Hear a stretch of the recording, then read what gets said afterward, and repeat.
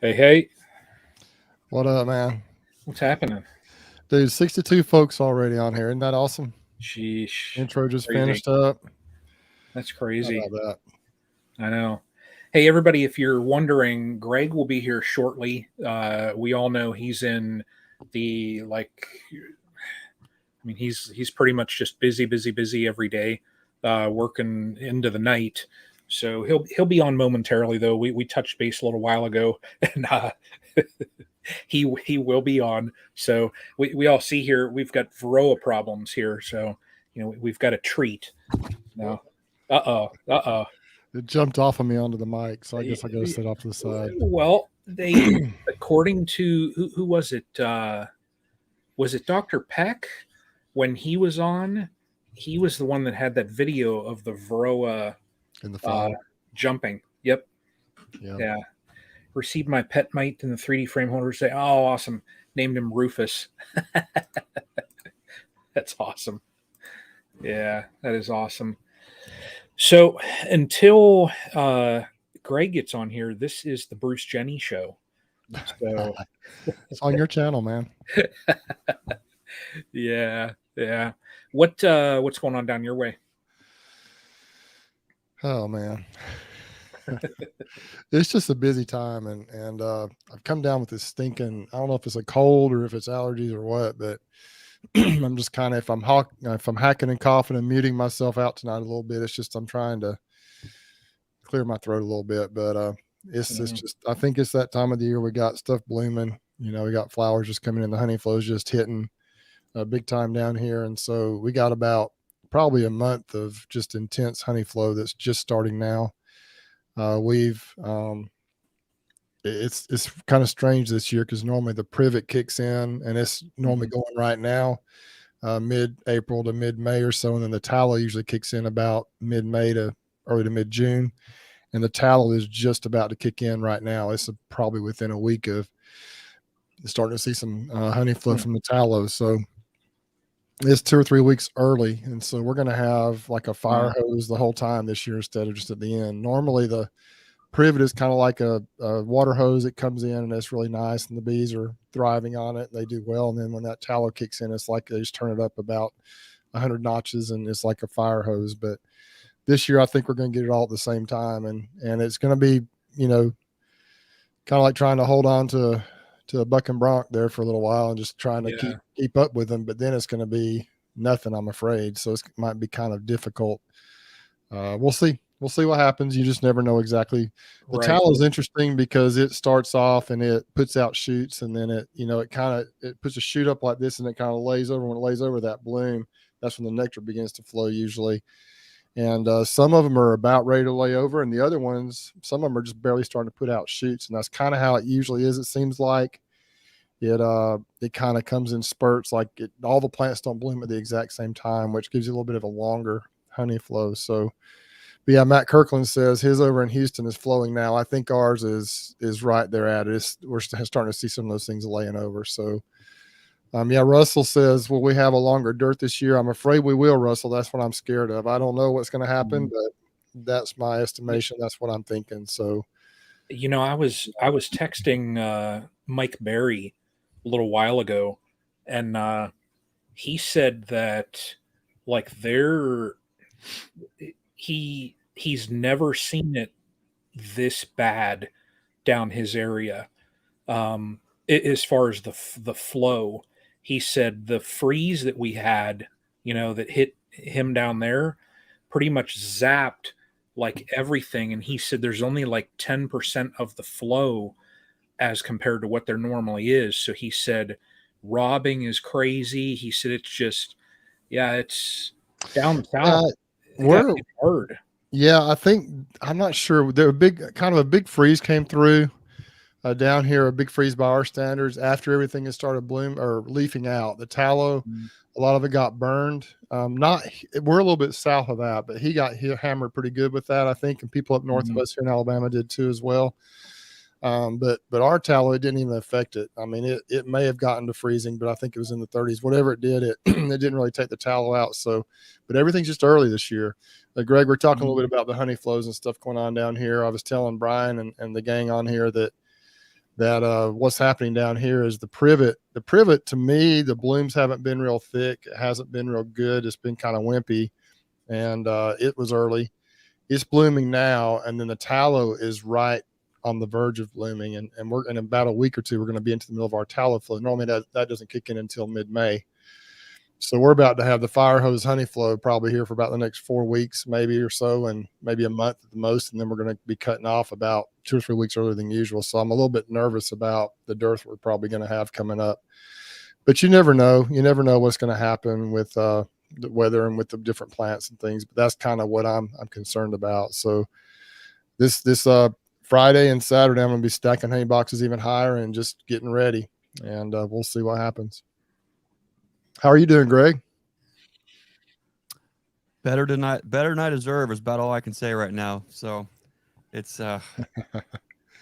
busy times for you, huh? Man, I'll be happy when this week's is in the books. That's for sure. Not complaining one bit. Absolutely blessed to be in this position, but it's exhausting, and we're thankful for it. But it's been pretty crazy. I'm just catching. Sorry, I'm running a little late, guys. It's before you know, it's not dark yet, and so my biological, I don't wear a watch, and so it's hard for me to stay on track and get indoors before dark 30. So we're here at the farm. We're on our final preps for our last package run, and outside of getting all that ready and to deliver packages to a bunch of folks, we're just working the bees, and it is just, I feel like a broken record. It's just going to be a tremendous spring and summer that is going to be one for the record books. That's going to even trump last year, which is hard to even say something like that. But what I'm seeing so far, we've got some colonies, and it's I'm sure we'll get into it. And I'll before I start rambling on, we're doing good. We're just getting everything ready, tucked away, and then we're going to be back at it here after this weekend. We're just focused on nukes and queens and customers here at the shop. But what a heck of a ride so far this year. How's things? I probably missed you guys getting caught up. What have you guys been up to? Well, we were just talking a little bit about the honey flow down here. And if I kind of clear my throat a little bit, I've got some sinus stuff going on. But Brian, we hadn't got to Brian yet, so that you came in at the right time. And really, you didn't miss much. We were just talking about my honey flow down here. So I guess we'll move on to Brian. What's going on in your neck of the woods? Yeah. Well, the expansions have taken place. So last year I thought having 11 colonies was like something to talk about, and a lot of work.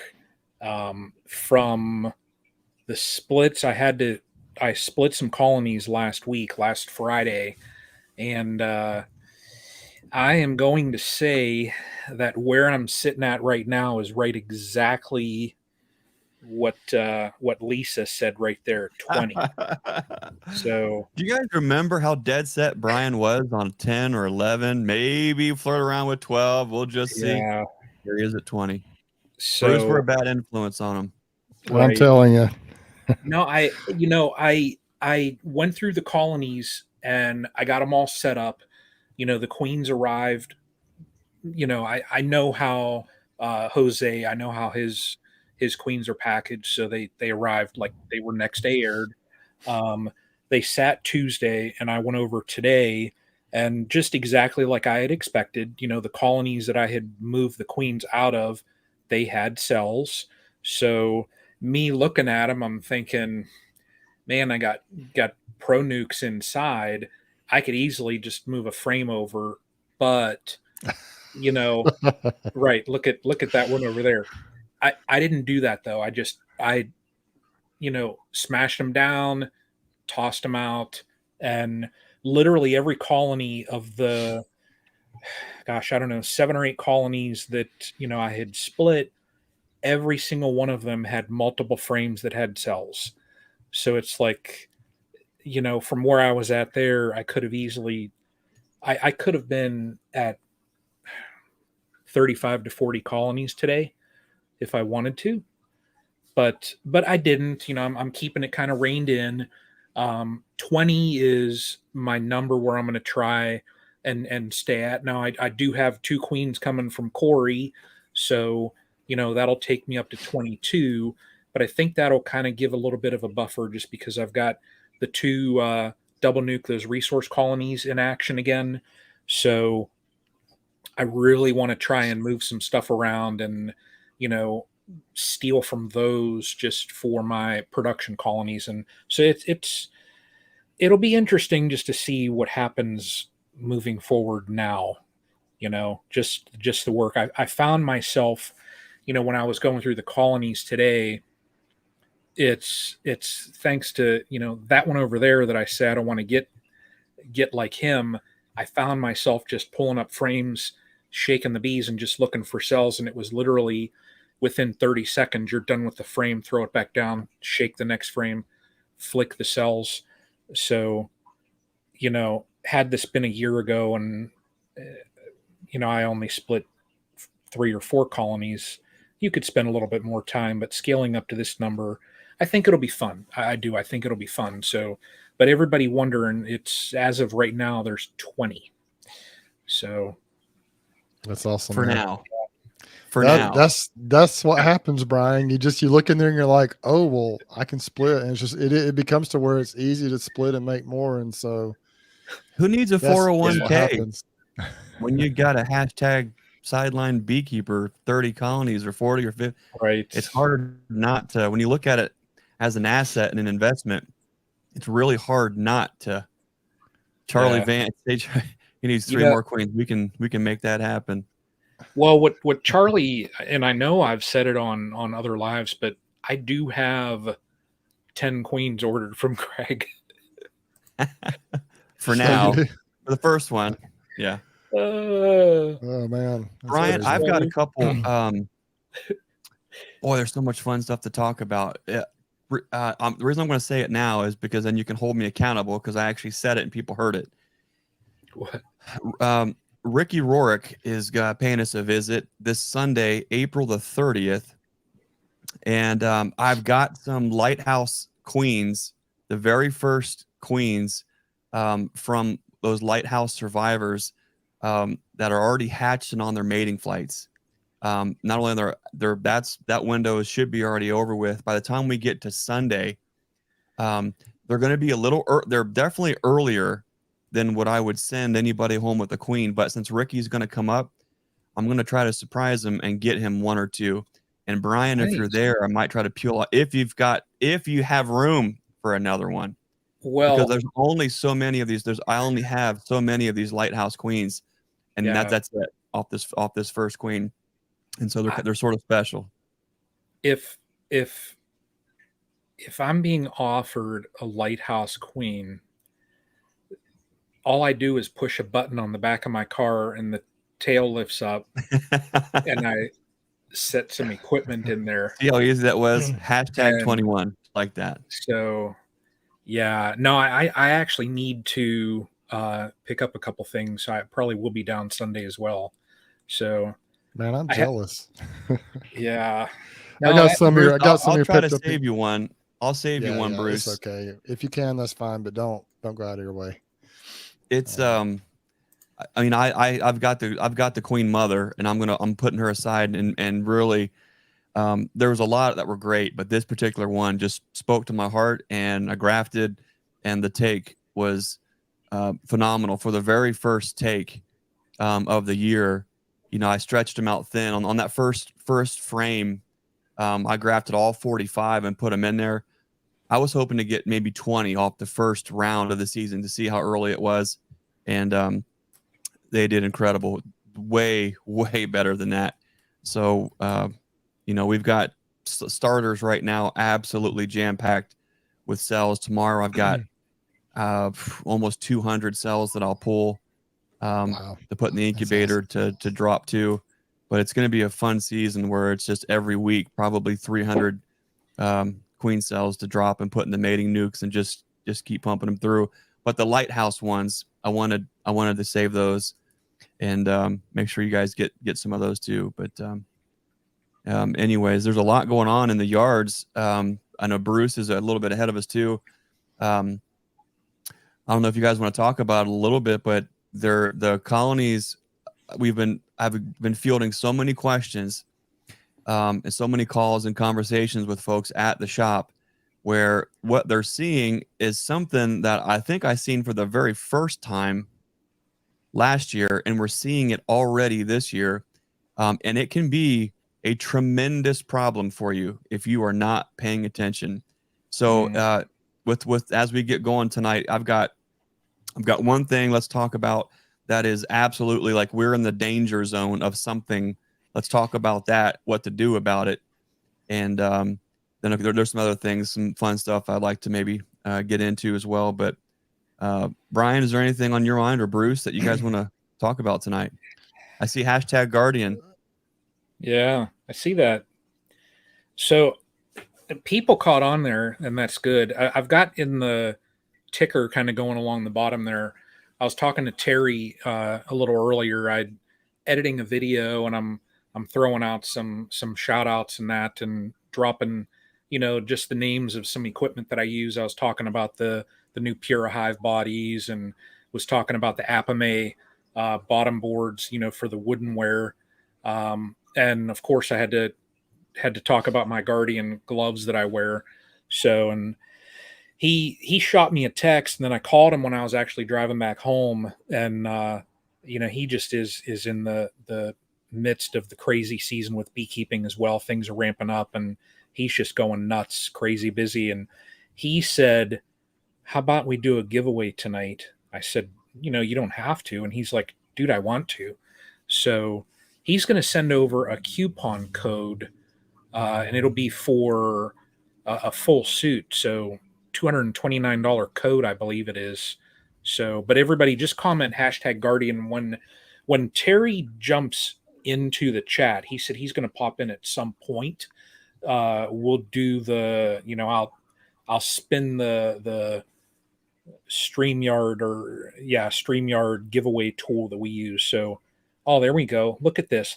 We're talking about him.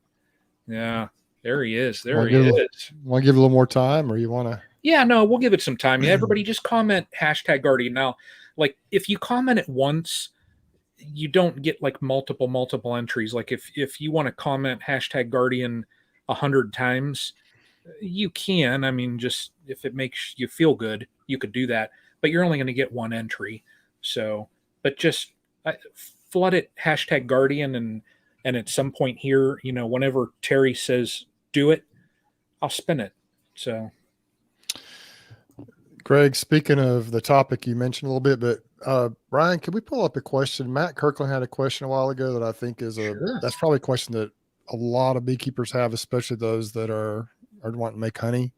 It's a great question, Matt, and I think that's a great something we need to address here. I think it'd be great to introduce or to address this. I don't know if we ever have before, but I'm not sure what you guys' opinions are on this. I've done both, and what I've kind of settled on is I top super if it's comb, and if it's a foundation, I under super is typically what I do. I like to get the foundation down as close to the brood nest as I can. It just seems to me like they draw it out faster if it's closer to the brood nest. But the way I usually introduce my honey supers is I just start stacking them up. Like right now, I've already got a bunch of them stacked up, at least a couple of boxes on there. And then I start monitoring them every week or 10 days or whatever to see if I need to add more. And, they're about to be filling them up really fast. And so this year I don't have a lot. I don't think I'm going to need to use a lot of foundation this year. I have some foundation, but I've got a lot of comb this year. I'm going to probably utilize all the comb I have. And then if I feel like I need some more, I can put some foundation on there. But that's what I do. I typically just stack them up. I don't see any need to pull all the boxes off and put them underneath. I think that once they're going up in there and they're packing that honey, if you've got comb, they go ahead and fill that comb out, but they're maybe a little bit less hesitant to go that high up in the box to draw out foundation. That's just kind of my opinion on it. And so, but I will say this too, kind of piggybacking on this. I used to not use queen excluders for years. I always heard the term that queen excluders were the same thing as honey excluders. And, what I found is that it's just a pain if you have a significant amount of honey to try and pick around the brood to harvest your honey. And so what I started doing is I let them get up in there and start working, and I just let them have free space until, they're working it really good. Sometimes even about 3 weeks before the honey, before we decide to harvest, I'll go in there and I'll pull I'll make sure all the bees are down. If I see the queen, I make sure she's down below. If I don't, I shake all the bees down below wherever I want her to be, the highest level of the brood. And then I'll just put a queen excluder above where the queen is and stack those honey supers back up. And once they've been up there working those frames, those supers, they'll usually go right back up there and keep rocking and rolling.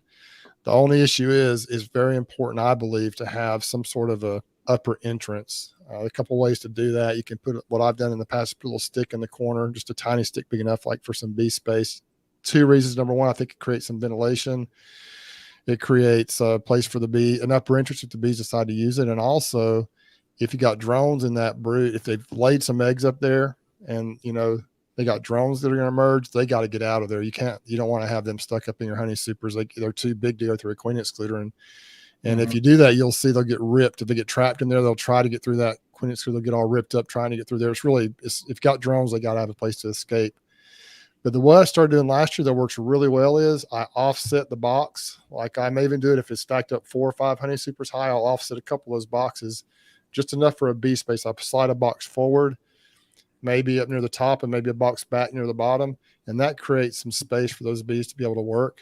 And I have never had an issue with that. I know that Gus Mitchell does that. I know that Randall Carter does that. Also, Ted, the guy here in Alabama, a commercial guy, does that with great success. And so that's something I do to create a little space for a little ventilation, and it works well. So those are a couple of things that I do. But I prefer to under super foundation and then over super comb is how I usually do it. I don't know what you guys do. Bruce, do you want to explain to folks what the difference is? I think a lot of folks, when they hear the word over super or under super, they're thinking putting extra boxes on or hardly putting enough boxes on. What do you mean by top or bottom versus over and under? Same thing, but explain that to folks who've never heard it before. Well, what I would say is there's 2 techniques, or I guess there's multiple techniques, but over super or would be you just stack the boxes up high. You put the new box on top. You just keep going higher and higher. Under super is where you take the boxes off and put the box on the bottom, and then you put the honey back on top. If you start filling boxes up, and you got a full box of honey, you need to add a box. You pick up the full box, move it off to the side, put the new box over the queen excluder or however many new boxes there are, and then put the full box back on the top. And I think it's not a bad idea. I guess the theory is that the bees move up and they start working that honey sooner because they've already got the top one packed out. And it works well that way. But to me, it's just extra work. It's a lot of added work to do that. And they fill them up pretty quick. If you'll give them an upper entrance or a way to get in and out up above and that ventilation, they move right on up there, and they don't have a problem doing that, at least not in my experience, in a good flow. The under super, the reason I like to put that box mini on the bottom is because it just seems like I don't know if it's true or not, but it seems like those bees will, if they've got to cross that foundation to get up to the comb that's above, then they want to draw that stuff out quicker. But if you just slap a box of foundation on the top, they're going to keep working where the comb is, and they're going to keep working that honey or that comb below there and be a little hesitant maybe to go up there and draw that super out. But if you put that thing underneath, man, they go after it. And another method that Gus Mitchell uses and some others use too is to you might put 8 frames of comb in a box, if it's a 10 frame box, and 2 frames of foundation in the middle. And then they want to close that space too. And so that's another way to do it. If you want to draw out some foundation and you've got boxes, you've got some drawn out comb as well, you can do that. And if I did that, I'd also probably put that on the bottom of the stack or somewhere in the middle of that stack of comb or honey coming in. Just the bees don't like to have interrupted space. They like to have that stuff all drawn out and filled out. And in a good flow, man, they close that space up so fast. But that's just kind of some different techniques I use. I usually will do that. If I'm going to add on boxes, I'll usually take the box that is 75% or more capped out. And, that way they'll want to cap out the rest of that box. And I'll put the new one on and then put that one that's, 2/3 or 75% of the way capped out on top of that. And like you said, Bruce, it pulls them up. Yeah. I mean, they Yeah. go straight up. So, like, Hey, another great question worms. by Chris up there, Drop Team Farms, is any issues putting 10 frame foundation and 9 frame drown out comb supers together? Not at all. I mean, some people try to stack them and line them all up. I don't have issues with that at all. And I try to run 9 frame comb, but every once in a while, one with 10 frames ends up on there. I try to, if you're drawing out foundation and you want to draw all that foundation out, you need to have 10 frames in that box, or else they'll do all kinds of burr comb and wonky comb. Mhm. But once it's drawn out, and once you've pulled that honey out of there one time, then you can space it out at 9 frames. And I think that theoretically, if you have 9 or even sometimes 8 frames of comb in there and it's spaced evenly, those bees will put more honey in the box with 9 frames, I think, than they will with 10 for some reason. And those fat combs are easier sometimes to actually harvest as well. So, but if you're drawing out foundation, you better put them right next to each other, else they'll do all kinds of wonky comb in between. That's just my experience. Yep. Anyway, Bruce, I've hogged the I do conversation. about the same thing there. No sense me rambling on. That's about what I do. If I've got comb to draw, it goes under. If I've got drawn comb, it goes on top. And to be real clear, because it's going to be about the time we all get the question, so maybe we'll circumvent some of the folks from trying it. When Bruce is talking about 9 frames, he's not talking about the brood box. He's talking about the honey super. And it's a good idea to throw all 10 frames, have them draw it out. And then as it start to draw it out and start to fill, then move those up, space them as 9. If you just put 9 frames in there to have them draw it out, I mean, hopefully you like your spacing and where you put it, because it'll definitely make they'll make bee art out of it. And I highly encourage you not to do that with your brood comb, or you are going to end up with just one heck of a mess there. So 9 frame spacing is for the honey supers. I agree. Yeah. Yeah, they'll have fat brood comb, and it's a pain if you want to, it can become a mess for sure. I made that mistake in one of my Apame hives, and I forgot to put a frame in, and I had 9 frames in that 10 frame box. And when I opened it up here in the spring and looked, they had that entire side just burr combed up, and there was brood over in there. And I mean, it was just an utter mess. I've cleaned it up, but yeah, I mean, if you're running 9 frames in a 10 frame box, like they said, make sure it's in your supers, because you'll end up having a huge mess. And then you'll have some ticked off bees when you're doing what I did today. So, yeah. Yeah, there was another, where was it? Oh, single brood. This is a whole other topic there, single brood chamber stuff. We could talk about that in a minute. But I did want to say, too, just to kind of review for those who might be jumping on here now. And this is, and I know that many of these folks are already on here, but something that it's just, to me, until I grew up to a fair number of hives, I did not believe in the queen excluders. And a lot of people you've heard that term, honey excluders, and we just talked about that a couple of minutes ago. But man, it works so well the way I do it. Just let those bees get up there and start working. Let them get up there and get happy. And that queen will go up there sometimes and start laying. But then just slap that queen excluder on there. Make sure she's down below, even if you have to shake the bees down. And any brood that's up there will emerge. And then they'll backfill that stuff so fast in the honey flow, you won't even know there was brood in there hardly. The comb might be a little darker in color, but as far as the bees utilizing that for honey, they'll slap honey in there so fast.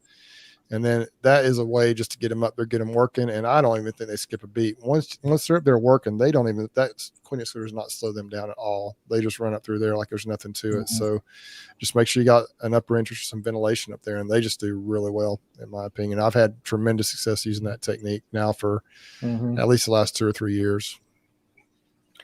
I do hope here, man, we're just going on with the supers and everything else conversation here. Hope this is just piggybacking on the conversation, but what about alternating drawn and foundation in a 9 frame super? Think it would work? I would say I wouldn't do that. I guess you could, but I wouldn't do that. To draw it out, I would just sometimes too. And Greg and Brian, you may have noticed this. If you put they're weird sometimes. They love that comb so much that if you put one frame in between two drawn comb frames, sometimes they'll draw that comb out so fat and they'll completely fill that space almost to the foundation on the new frame. And then you can't hardly get the new frame out because the honey is so thick on that comb. Yep. And so that is an issue you can run into. So I think it's probably wise. It doesn't always happen that way, but it's probably wise to, if you're going to put foundation in the middle, in the center, at least put 2 or 3 frames in the middle. I'm not sure that may help with that situation a little bit, but sometimes I have seen it to where it'll be so fat and, it's just all the way on either side. So fat, you almost can't. Now it's a beautiful frame of honey if you can get it out of there, but they don't tend to draw out that foundation as well that way in my experience. Bruce, what do you do with those fat frames because inevitably it happens, for whatever goofy reason? What do you do to fix that? Oh, you got to get them. You got to harvest that honey, I think, and get it. No, I mean, like, let's say you're getting in your box and you find that just obsessively fat frame, just, wide loading, hogging up the space between those frames. They haven't quite drawn out. Is there anything that you do to sort of fix that problem when you're right then and there? Usually, I usually don't find that too much until I go to harvest, and then we harvest it, and then once you harvest it, it's down the same level as the frame, and then you can stick it back in there, and they'll draw it out. If you put it in there with other comb. What do you do? Do you have a solution for that? I guess you could remove that frame. I guess you could remove that. If you figure out a way to get it out of there. Full with it. Like sometimes it'll happen. I primarily see it when the flow is so hot and heavy, and they're just packing it in at that top arc. They're just packing it in, and no matter what, and it's all sticking together. Where it's worse is on brood frames. It's because the broods are beautiful wall sheets, and then it goes up, and it just bloop, and it's just honey on top. What I do is I wouldn't do this during a dearth, but I take those fat frames right against the sidewall of the box and just smush it right against the box and let them clean it up and put that honey somewhere else other than in a big fat wide wad on top of the frames. It's only on a frame or two when I see it, so I just put it right on the sidewall and squash it. That works. So I can get my frames back in there. One thing I think, if you're trying to get them to draw some foundation out, is I seem to have really good luck. Like right now, we're going through all of our splits, and all the splits that have grown so quick, and they're already bigger than a nuke. We're taking that fresh. We're splitting out. We're keeping the open brood together, but any sealed brood anywhere in there is getting split, and then a fresh frame put right between them. And as it gets warmer, that'll intensify that kind of checkerboarding. But right now we'll go in, and it keeps them drawing beautiful. And where that is so important is the last couple weeks, the flow has been ridiculous. It's been good if they were pulling foundation, but here's the caveat. If you were throwing drawn comb on growing colonies, you're finding that the queens, they're not laying in the drawn comb. They're just packing away the honey as fast as possible in all the areas. And then if the trick is, it seems, to give them foundation to draw. So as soon as it's drawn, she has a place to quickly get those legs in and try to establish where the brood nest is going to be. But they're still, right now, it is so hot and heavy. We're just laying away nectar everywhere. Where that's a big problem is yesterday was the first day where, I don't know if you've got it, Bruce. I know Brian does, but I'm probably 10 days ahead of Brian. Early in the morning, just like goldenrod, like odor cycles, like in the morning, dawn and dusk. Right now, dawn and dusk, I'm smelling the Russian olive. The autumn olive is just extremely fragrant. It almost smells like flower perfume across the hills here. And the bees were so intense on bringing that in. And then we got those 2 cold nights, and it just hit the brakes on it. Now all the colonies we were nectar bound last week. I mean, we were freaking out trying to get fresh foundation on things as fast as possible. They were nectar bound. And where that's challenging, and where I want to just throw it out there for folks, this is the time of year where everyone's going to have their own opinion on it. So I'm just going to say it right off the cut. You know, you do you. But for me, this is not the time of year for 14-day inspections.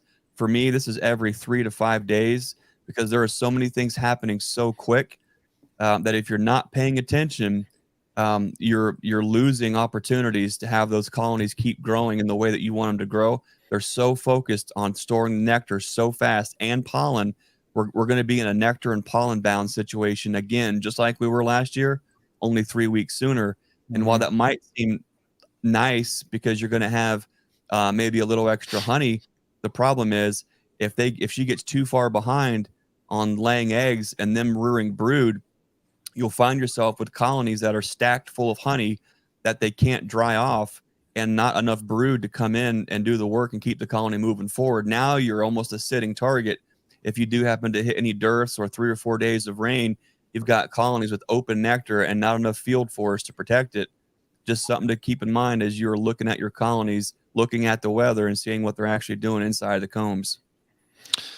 Yeah, one of the problems we run into down here with this massive flow that we're about to experience typically is they can also get honey bound if you're not careful, exactly what you're talking about, because they will pack that nectar in. They don't stop because the queen has to lay somewhere. So if there's no place for her to lay, they'll start packing in the brood area. And so you got to stay ahead of them the best way possible. And so that's one reason you got to be vigilant and make sure you have plenty of honey supers on there. Or like you say, pull brood out, split, put new foundation in, make sure you give them something to do, or else they'll fill that whole thing up with honey and that queen won't have anywhere to lay. And then, you know, that can become a problem. That can become a problem real fast, especially down here in the South where you have issues with hive beetles and other opportunists. They can get on those colonies. And if the bee population drops, which of course it will if they're honey bound, then you can be in trouble in a hurry. So those are just a few things to consider. Just gold right there, Greg, what you said. That's so important, and just got to stay ahead of them. And it's tough to do. That's one of my problems, is trying to stay ahead of the darn bees this time of year. So I'm pretty excited about it, but yet I'm a little nervous about it as well. But it's going to be okay. Yeah. A lot of great questions in here tonight. Maybe this will turn into just a fun Q&A tonight. If you've asked some questions there, Brian, and we're trying to get them started so we can get to them. So if we haven't answered it yet, hang in there. It's not because we're ignoring them. We're trying to get them all organized here so we can get to them. Straight Creek Apiary asked Greg, I'm making some of your bucket feeders. How many holes would you suggest in the tent plug? I'm a big fan of just 3. Nearly 3 does absolutely everything for me. If I am feeding something like a 1-frame split, though, or a 2-frame split, I'm going to choke that back to 2 holes. And I like a 1/16 drill bit. Years ago, I think we were the very first ones to put out a bucket feeder video, how to make them. At that time, we had not really migrated to Pro Suite. I think we were just getting into using fructose back then, 55. And I had come up with a series of diameter drill bits that were ideal for 1-to-1 and 2-to-1. And while you might find some value in that, I would say bypass all of these small millimeter drill bits and micro drill bits. Go right to a 1/16 drill bit for your bucket plugs, and then use 2 on something small. And then anything like a 3.5, a strong 3.5, 4-frame split, a package, 5-frame box, 8-frame box, a 10-frame single. I like 3 holes on there, but I think what the difference is, bucket feeding is different than in hive or top of your hive feeding. It's a little bit different. It creates, in my mind, and what I see the bees do, they just seem to draw foundation longer, and they seem to just be more stimulated to lay brood longer with that bucket on top, just kind of creating a little bit of that trickle effect.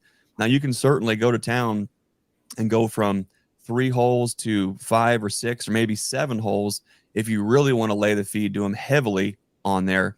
But I have found even installing a package when they have no feed at all, a bucket with 3 holes not only gives them enough feed to survive, it gives them enough feed to develop the wax platelets, draw comb, rear brood, and even store it away. So in my mind, the most sensitive and vulnerable situation on feed would be something like a package where they have nothing, right? And they're going to depend on whatever you're giving them until a flow comes on.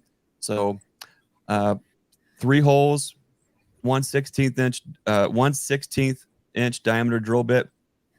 I think you'll do real well with that. Awesome. What do you guys say we give away something? It's always fun. Let's do it. Let's see here. Window, Chrome tab. Boom. Look at that. What is there? Brian's good.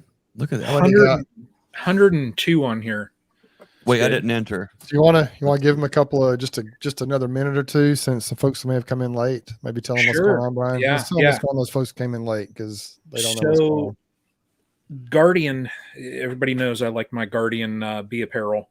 Was talking to Terry at Guardian today, and he offered up a $229 coupon. Wow.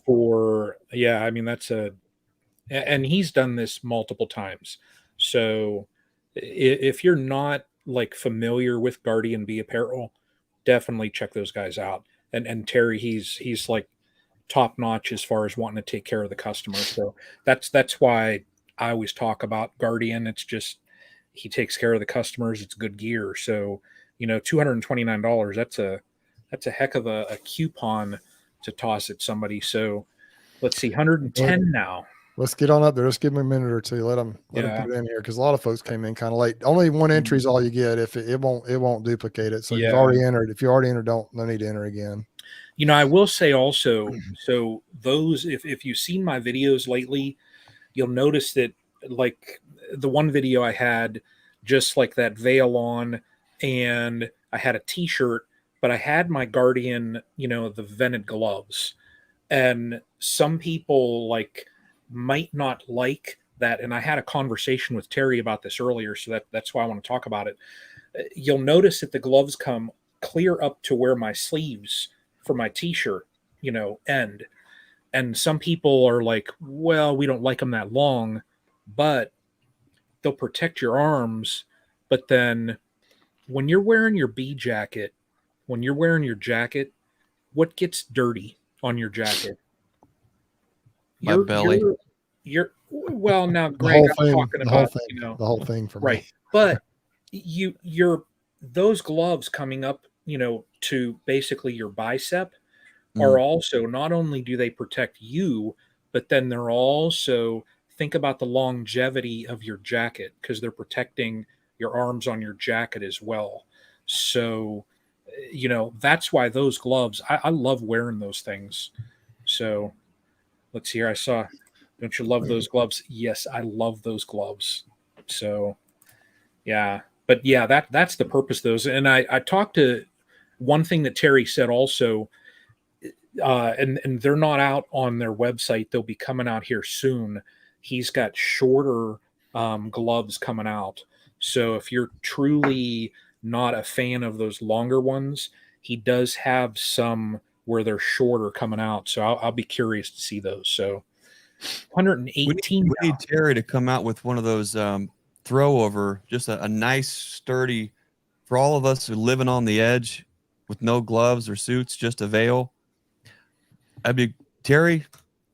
I'm going to make a request for the Terry Chapman and Co. Guardian family R&D department for just a nice veil, string tie around, kind of like the some of the other ones there. That'd be cool.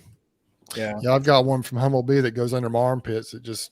It works really well. I use that when I don't need the jacket, but usually I need the jacket. But if I don't, I use that Humblebee one. So yeah, that'd be great if Terry 120. It's 119 now. Come on, we need one more. One more. One more. Well, what do you guys enter? I don't need it. All right, let's roll. Let's see. Who is it? Where it stops, nobody knows. I know. Rick Vereen. Awesome. Congratulations. Nice. Yeah. Awesome. Rick. I'm not going to post it in here, but go to my channel and shoot me an email. And the reason why I'm not posting my email on here is just the spam. You would not believe the spam you get when you actually post your email so that people can see it. So, Rick, go to my channel and then, you'll be able to get my email from there and, just shoot me an email and then I'll get you the code. But, Rick, congratulations. Cool.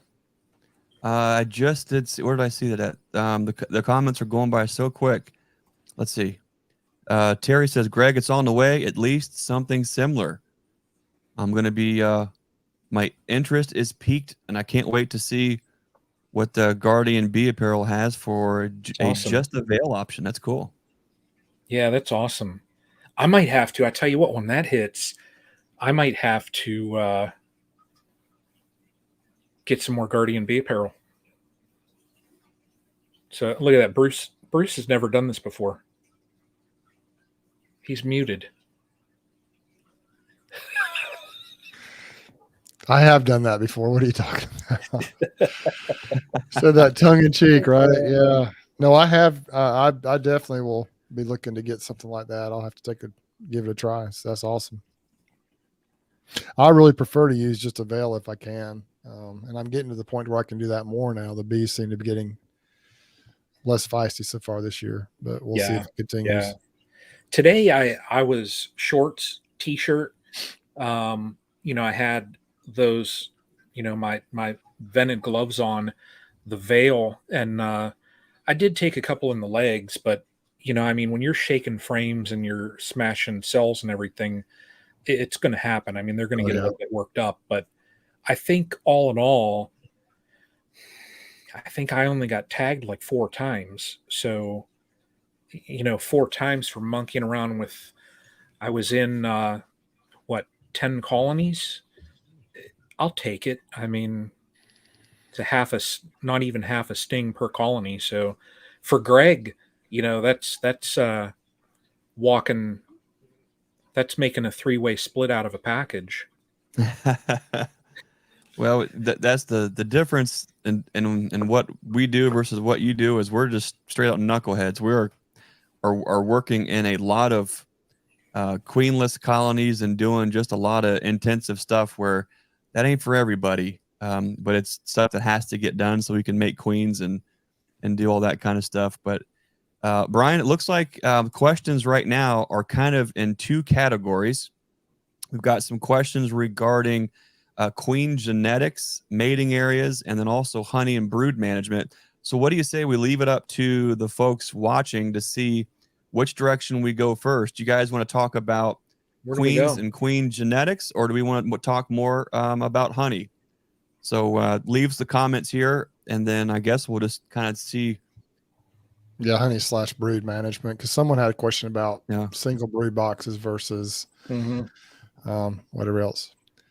Yeah, that's the question about honey while we're finding out what they want to talk about. Yeah. Keith, I'm probably going to leave my prices alone. They're a little bit low, but assuming I have as much honey to move, I just got to be able to move it. I think my price is competitive. It's not too low, but it could be a little higher probably. So I'm going to probably leave my price alone this year, and I may go up. I went up a little bit on some of my stuff last year, and I've already gone up on one size of mine this year just a little bit, but I'm going to leave it alone from now on probably. Who knows? It can change depending on the demand and how much I have. So, but that's my goal. My thoughts right now is kind of leave it alone. I'm not touching whatever I sold mine for. I haven't heard really like any discussion, at least in the forums or like in the facial book.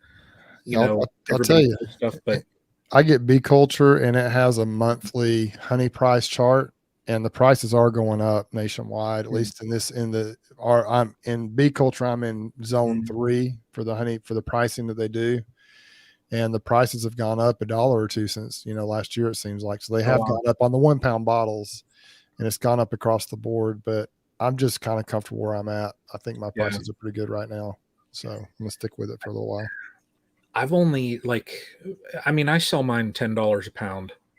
I had one person last year gripe about the price, and they said they could go to Walmart and get it for like $4 or $5 or whatever the heck. And I said, well, you go ahead and you buy that Chinese, syrup cut down honey, and no worries. And I told my wife, it was a coworker of hers. I said, don't sell her any. I said, if she comes back because she was upset, I said, just tell her I said, have fun with your syrup honey. So, yeah. I I'm guess if you seeing. why would you raise or lower the price? I guess it depending on how many colonies you're running. I think like anything, you have to look at the equipment, the materials that you're using to produce. Is it costing you more to make the same pound of honey, or is it costing you the same, or is it costing you less? I know for us, I mean, a lot of things are up, and they haven't quite balanced out significantly yet. Diesel is finally, coming back down. You hate to say you're getting a bargain when you're paying $4.05 a gallon, but it's definitely better than when it was. I remember the one year on the package runs, fuel was $8 a gallon, $7.25. We thought we were getting a good deal. Even then, I have not raised our package B prices in probably 2 years. Even in the height of the COVID, when we were paying $7 and $8 a gallon in diesel to go down there and pick them up. And there is so much to that. And, a lot of folks are just looking at it. It's a package of bees. It's no big deal. But when we were really hot and when we were really getting busy and getting a lot of orders with package bees, it happened to be right smack dab when COVID exploded. And at that time, there was all the fear mongering where you couldn't even travel out of your county, let alone out of your state. The news had us believing that there were barricades and roadblocks and checkpoints, and the military was out patrolling, and you weren't going to be able to leave your county. And we had no choice. We had orders for bees. We were going hell or high water, and we did. And there was no food to be found anywhere. There was barely any fuel to be found anywhere. But we put our heads down. We just did it. It was pedal to the metal. We had to get it done. We didn't raise our price. We weren't looking for a pat on the back. That's what needed to get done so folks could get their bees. Ever since then, it's hard to complain about anything. As hard as that was, at a very vulnerable time in our business growth, we had to make it happen, and we've been growing ever since. So it's hard to want to say, oh yeah, we have a huge price hike coming up, when we've tried to keep prices affordable and at the same price that entire time. The big thing comes down to materials, and everything is, plastics are up, foundation is up, woodenware is up, glass is up, everything is up. But I think, for us, we were at $12 a pound for that retail market, and we'll stay at $12 again. Our packages stayed the same, our nuke stayed the same, our queen stayed the same, at least for this year. What next year holds, there's a lot. That's a conversation for another day. But I think those are some things to consider it's not how much money can I squeeze out of this product. Is it actually costing you more or less to make it, or the same, and then make a good call and take care of your customers based on that. Yeah. I had to be honest. And I think I bought it at a decent enough of a bulk quantity, but Blue Sky, where I get all of my jars and my lids from, well, and then they had a sale also. I think I hit it at just the right time. I got, oh gosh, 600 or 700 jars like a month ago. They were having a sale, and I saw it and thought, why not? And before it gets into the craziness of the season and there's a supply chain issue or prices do go up, I bought it all, and they were at the same exact prices of what I bought last year. So I'm already set. And for me this year, I really have no need to raise any prices because I bought all the equipment that I needed last year as far as extraction. I got my new extractor. I got the uncapping tank. I got, all that new equipment to make my harvesting more efficient. So this year I'm excited. I don't know, Brian. How many more 1 pound glass jars are you going to need when we get up to hashtag Brian 38, hashtag Brian 40 this year? I'm just picking up this sense of, I don't know. I will say something about the price of honey though, and I see people on here. It looks like from the Seattle area, just from all over the country, and I'm sure in places like Seattle, San Francisco, big city type areas, more wealthy areas, people that are more concerned maybe about the raw honeys and natural things like that. You could probably get a little bit more in certain areas, like $1, and I see it right there, than you can like right here in Southeast Alabama. So you got to keep in mind that it is regional, and like Greg says, context is key. If I'm selling mine for $8 a pound here, and you're selling it for $16 a pound in Seattle, it's an entirely different clientele. That's one thing you got to remember. So I see people sometimes on some of the forums, like kind of, I don't know if the word is talking down to people who don't charge enough or whatever, but you got to look at what the market is locally. If you charge $12 a pound and nobody buys your honey, then you're not going to, you have to kind of figure out what that price point is that you can get rid of the honey that you have, that you can sell enough what you need to sell, and yet still make the money that you need to make. And so that's the law of supply and demand, right? You got to figure out what works best in your area. So you got to remember, once again, location. Context is key in any of these things that you're selling, any of the products from the hive. I think it's really important to remember that. Yeah, it definitely, I mean, honey is definitely a regional, item, because like I see those that when they do their chunk honey or comb honey, they sell out of it as fast as what they make it. I still have 6 jars of chunk honey sitting that literally nobody wanted. They buy all of my other honey and they don't want that chunk. I've only had 2 or 3 people that said that they love that, chewing on the wax. It just brings back the old memories. There was one person that said, her grandfather used to have bees, and it just brought back those memories and that. But it was just a handful of people, so it's regional. It is very regional. Yeah. Bruce, you're talking about people talking down on. I've seen that for years and years and years, and I never quite understood it, because, like you mentioned, supply and demand. There's some basic economics at play, where it's not just geolocalities. There's other things going on too. Is you might be, I mean, if you can sell your honey, if you can sell every pound or every ounce of your honey for $1 an ounce, that's great. But how many ounces or how many pounds can you sell at that price? At some point, you're going to have more supply than you can provide at that price. And if you can't, if the supply is the problem, well, that's good. That's awesome. Then you're in good shape. But a lot of us can't get by with a pound per ounce in our markets. We might be able to sell $1 an ounce for, the first 500 or 600 pounds.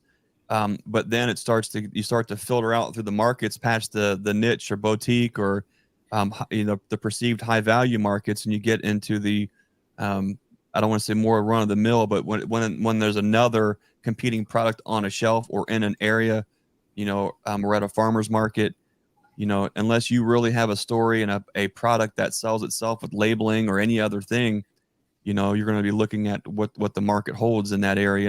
And for a lot of us, I think we're finding, $10 to $12 a pound for the most part is about where the market's at, for those kind of, volume. Of course, if you're selling by drums or wholesale, that's a completely different conversation. That's a different game. Man, good stuff. Yeah. We're already an hour in. Awesome. Yeah.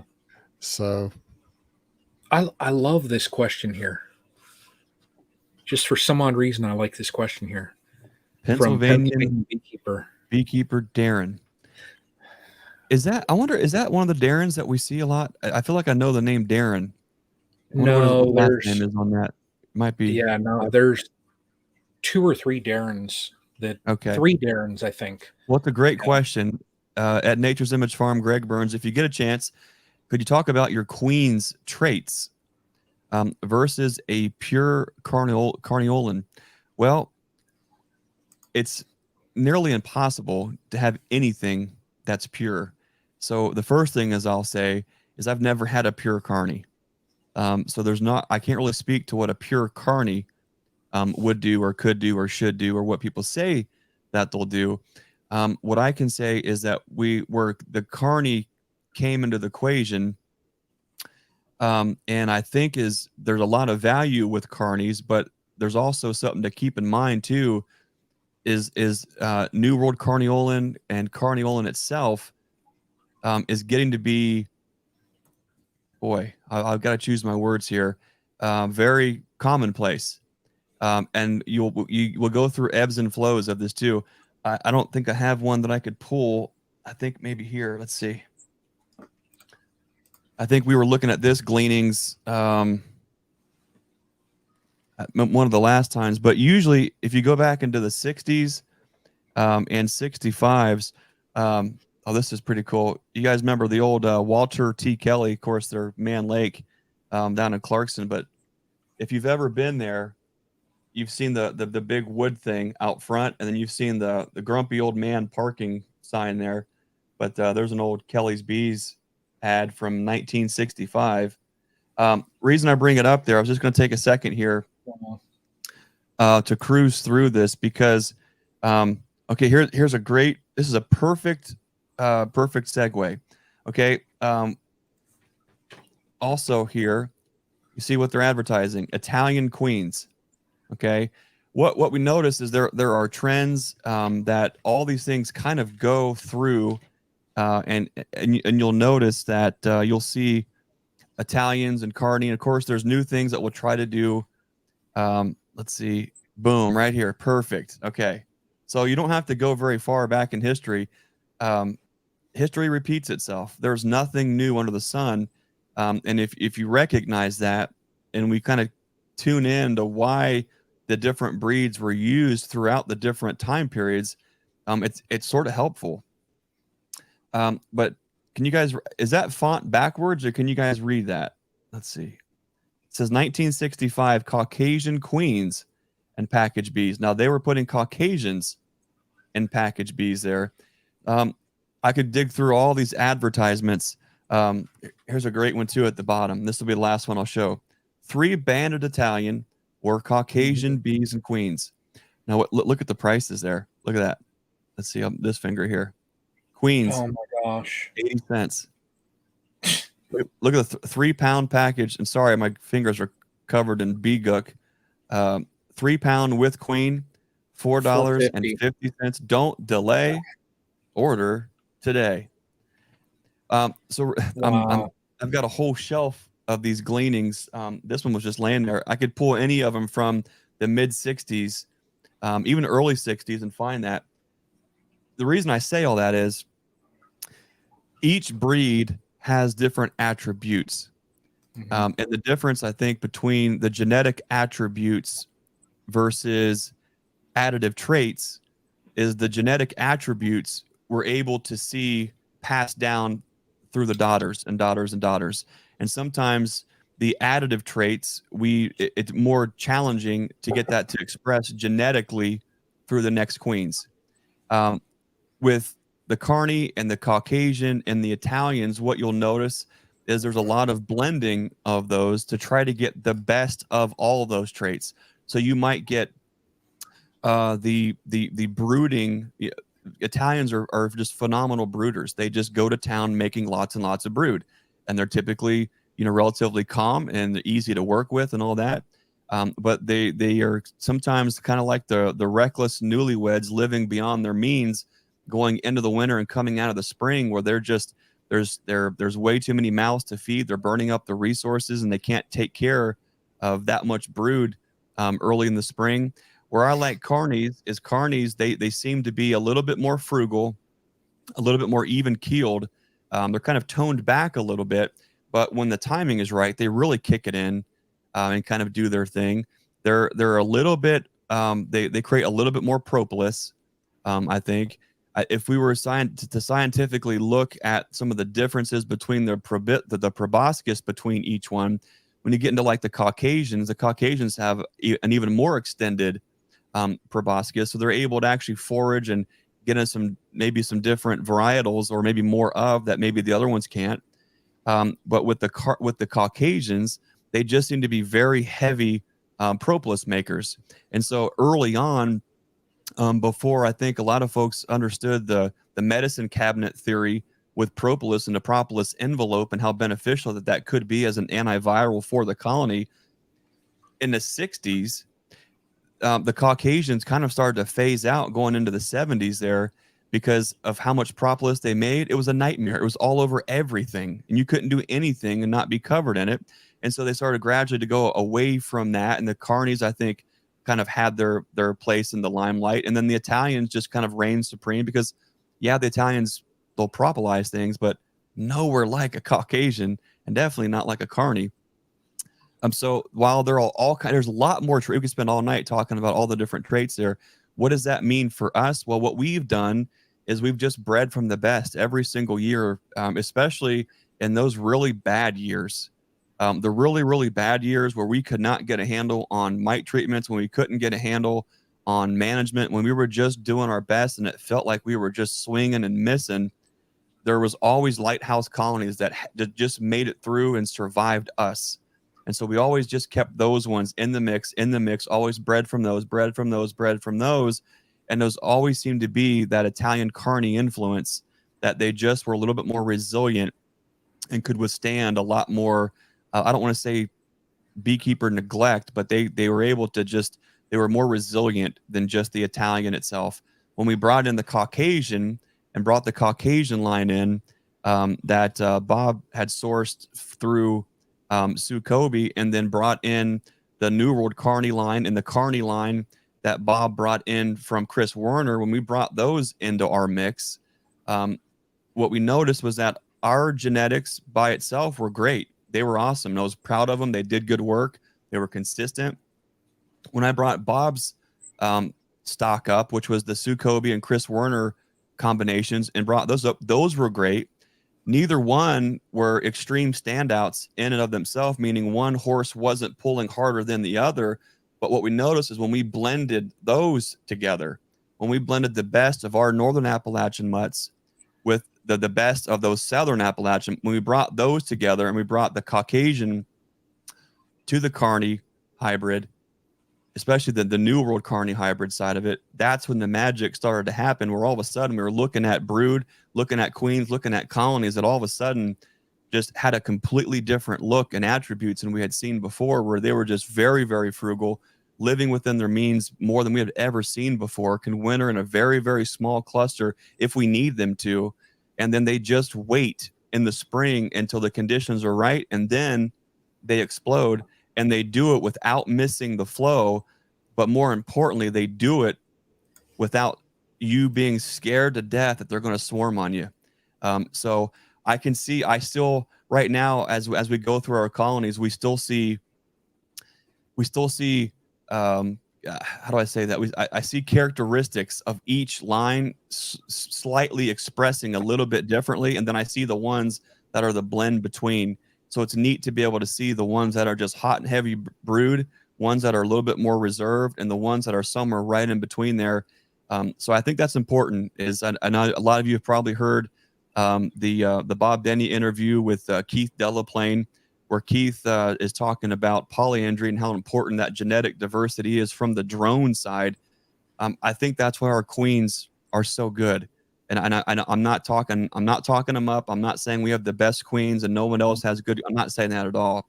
I'm just saying what I've noticed is our queen quality has really gone through the roof over the last 3 years because of the genetic diversity.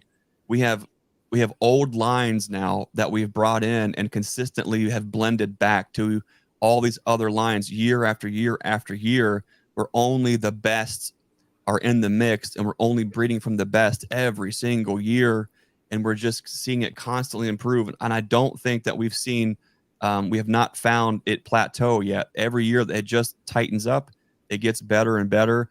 I've got a couple tricks up my sleeve this year on genetics that are, I think, extremely rare. And I'm looking forward to talking more about that later. Those queens will be available next year. But it's fun to be in a position where we can just make so many queens and have enough yards and enough bee stock to actually see them prove out. And more importantly, ship those queens all across the country. And I'm hearing the same thing from every single person, no matter if it's up in Vermont, if it's out in California, down in Texas, or even down where Bruce is at. When you start to hear people say, oh my gosh, I saw them do this, this, and this, I've never seen that before. To me, that's really cool because we've really landed on something solid that we're able to start to create those repeatable kind of attributes. So anyways, I'll blab on all night long about queens. I love queens. It's so bad most nights. When you spend all day catching queens or grafting queens, you literally close your eyes and you see queens. It's the weirdest thing. Like right now, I'm closing my eyes and you see queens running because you're so focused all day long on catching them, and marking, caging. You get into this routine, you close your eyes and you see them. But anyways, I love queens. I love talking about queens. And you got to cut me off. Wait, what do you have there, Brian? Look at that one. Nice. Yeah. Greg, I will say probably my case in point for one of your queens is the horizontal hive that I got from Ricky. Brought up in October, and we had a nuke sitting right next to there that was mediocre at best. Because remember the conditions we put those queens in last summer when you were here. Probably really was only about 2 or 3 frames of brood in October, or 2 or 3 frames in the nuke, maybe 4, but it was just not very many bees, a small cluster. And I nursed them along, fed them Hive Alive all winter, and they just stayed small. And I was actually quite worried about them. You know, they're so small. I mean, we're talking at certain times of the winter, maybe a softball size. I mean, tiny, just a little small patch of brood, you know, maybe 4 or 5 inches on a couple of frames. Like, man, Greg tells me these things are going to make it, but I don't know. You know, and then even a few weeks ago, probably 3 or 4 weeks ago, I went in there and I was going to do a video on how they were blowing, and it was still just in that little 5 frame section. And maybe half the frames were full, and they were more in the front of the colony, and they had brood on about 3 of the frames, about half of the front half of the frames. So I'm like, well, they're starting to grow a little bit. Went ahead and put 2 more frames. I think I had 7 or 8 frames in there. Kind of expanded the nest a little bit. Didn't go in them for about probably 3 or 4 weeks, and then I guess it was about 10 days ago now. Opened that thing up, and those 7 frames were full of bees, calm, like just incredible brood pattern. I moved them to the center of the horizontal hive, and they're just exploding. And it's exactly what you said. I mean, it went from literally softball to busting at the seams 7 frames. And I went ahead and I think I got 11 or 12 frames in there now. I've kind of expanded that nest out a little bit and moved them so there's some room for them to grow. So I'm really excited to see how they do. But it's like they just decided to wait, and then all of a sudden they said, okay, let's go. And they did it. And Brian, I may try and pull a picture up here in a second. Yeah, go ahead. Keep talking and see if I can find Bruce, that picture of that frame. What is so important about that, and it's hard, where I'm always careful. I never ever am trying to talk something up. I'm not trying to make what we do out to be any better or special than anybody else, because everyone's doing the best they can and are hopefully producing great products out there. When we start to see things, and we have folks who are interested, and they come out to get breeder queens off us, and they're asking us about, do you do assays? Are you running this? Are you running that? The first thing I say is, look, I am never ever going to promote or try to advertise these bees as being Varroa sensitive or hygienic or any of that kind of stuff. But what I'll tell you is that when we do our washes, we're finding less mites in our washes from these genetic lines than we are others. What that means, I say I don't want to get the cart before the horse, but we've seen this now several years in a row, and it keeps heading in that direction. There's something going on there. And this is what I tell them. I said, look, if you need to have a branded hygiene or a Varroa sensitive or whatever name on this to make you feel like you're getting a higher quality product, I'm still not going to say it. But what I can tell you is the bees just keep doing better, and they've done the best out of all the lines we've ran in the past. Why is that? Well, it could be a lot of things. What's interesting, and where I think there are so many opportunities for this kind of hybrid vigor, is if you are a sideliner and you are growing and you are making splits and increase and trying to grow your yard. If you're like the rest of us, and we're all being honest, sometimes we run our bees too ragged and we run them too lean to try to stretch to get to those numbers, to get them into boxes so we can hopefully get them through to make the numbers, play the numbers game going into winter, take our losses early on, and then have the number of colonies in the spring to do something with. Where there is so much opportunity, as if that is you, and if you're not making 10 frame deep splits, if you're making 1, 2, 3, 4 frame splits, like Bruce has just mentioned, there's opportunities for queens that can create that synergy in the colony where they can cruise, where they can live within their means, whatever that is, based on how much brood they have at the time you make the split. That's a super big deal. And what I've noticed is the colonies that went into winter with literally 3 to 4 frames are exploding right now. Okay, it took them a little while to do it. The colonies that went into winter with nearly 8 to 10 frames of bees with those same lines are also exploding. But here's what I noticed: they're exploding proportional to the size of the brood when we had made those splits. So no matter what we throw at them, they're still hanging on with that size that we give them going into the wintertime, and then they just wait. And what you'll see is that they will explode faster and bigger if the split is bigger. It seems like common sense and a no-brainer, but most of the time when we're making splits, I mean, we're thinning, we're pulling some colonies back, we're pulling out some brood real quick, we're going to leave them into a box, hopefully to find a queen cell or this or that here. We don't get to it. Now it's 2 or 3 frames. We still need. So there's an opportunity to consider if you are growing and you are spreading and you're being conservative with how much brood you can allocate to those splits. Maybe think about getting into those kind of lines just so you can literally hold the line until you get to spring. And then also experiment if you can make those bigger splits and throw one of these queens in there. They will still cruise and do their thing and live within their means. But in the springtime, holy smokes, you really have an asset really early on. Bruce, you were going to say something there. Yeah, I've got this frame, Brian. This is, I don't know if nice. you can see that, but literally like all through here. What a slacker. Look at those little holes up there. I mean, come on. We got about 15 holes over on this section right now. That wouldn't be acceptable. There's probably eggs in it. She's probably gone back. Our queens seem to be pretty facetious on going back and filling spots as long as they don't fill them full of nectar first. But this is one frame, and like I say, they have probably 5 or 6 frames, 7 frames of bees, 5 or 6 frames, and they were just. So I have this sitting right now in front of the center entrance on this horizontal hive. I moved the whole hive over about to where this thing is right now, and so we'll see how it does. I put some more frames in there, but literally they had a patch of brood. If you can see my arrow, about that big right there on 2 frames throughout the winter. I mean, it was a tiny, maybe 4 by 4 inch, maybe 5 by 5 inch patch of brood. And then within like 3 or 4 weeks, they were about half of a frame on 2 frames about to this 3 or 4 weeks ago when I went in, maybe a month ago. And then like in 3 or 4 weeks, it went from that to just this. And so it was Looks amazing. Good.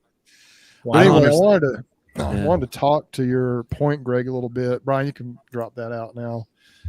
What I've noticed is some of your queens, they went ahead and blew up in the right if we put them in there. Or maybe it was a bigger colony when we put in a healthier colony when we put them in there. So some of them went ahead and blew up and filled up a 10 frame deep almost immediately. And just like you said, they stayed like that size throughout the winter. They may have brooded back a little bit, but now I've had, I think 1 or 2 of them even swarm. Like one in my backyard back here, I think swarmed. They just blew up so fast. And then one up in Ozark is just like, it's like a double deep and 2 or 3 supers on there right now, just packed with bees. And this is the one I've kind of really kept my eye on though, because it's just it's been like an experiment in the horizontal hive, and it's done exactly kind of what you said it would. And so, but I was worried I was going to lose these bees. Honestly, I Hive alive all winter because they really had no food resources going into winter to speak of. We put them in the middle of a dearth in July, and fortunately they accepted the queen, and man, you see what she's doing. So it's pretty fun stuff. That's wild. Wow. Great points there, Bruce. One of the after, of course, the first round of grafts were the Lighthouse queen this year. I showed you guys some photos of what I was into last week with just so many colonies that were in double deeps, just looking phenomenal. What I chose for my right now that there's we put 189 cells are going to hit the incubator to go out for the first small round of nukes and mating nukes, and I'll probably do one more round, maybe two more off this queen mother. But exactly what you just said was not one of the most stunning queens is the one that I've just had my eye on, where she was able to just she's a maybe I call her a mountain mama, because she is just able to do so much with so little and just make it happen. And she did such a good job of keeping the house clean, keeping everybody fed, doing all the work in this colony, and they cruise through the wintertime. And here's what's so cool about it. I'm a big believer in not only the Hive Alive pollen patty, I think it's a phenomenal pollen patty, but also the fondant.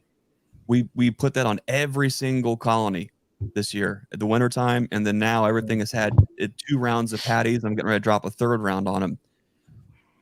The reason I bring all that up is maybe I'm just going to call her Mountain Mama. That particular queen went through the entire winter in a single,